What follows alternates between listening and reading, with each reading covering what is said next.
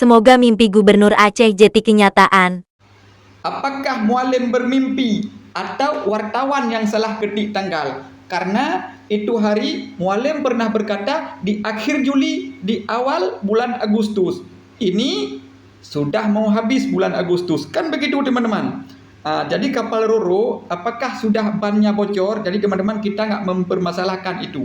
Mungkin itu susah juga karena kapal Roro bukan punya Aceh sendiri. Jadi yang perlu kami kasih tahu kepada wartawan biar sampai ke mualim, rakyat mau merdeka dari pajak bumi bangunan. Jangan katakan itu susah karena itu pajak daerah.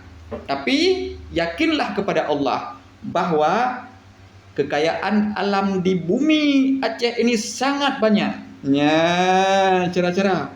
Nyo tak tuntut pajak bumi bangunan. Tempat tinggal dayo.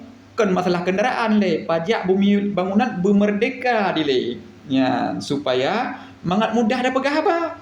Menyahana kupu merdeka. Untuk apa kita merdeka? Kalau seandainya merdeka itu membuat rakyatnya tambah banyak pajak yang diminta. Jangan alasan apapun. Karena logika nggak masuk. Seandainya merdeka kan nanti pajaknya tinggi. Karena baru merdeka.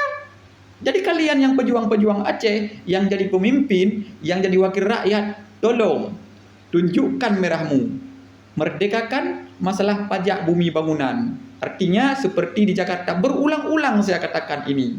Kenapa masalah kapal Roro jadi impian? Kenapa saya bilang impian? Kemarin bermimpi, ini bermimpi lagi.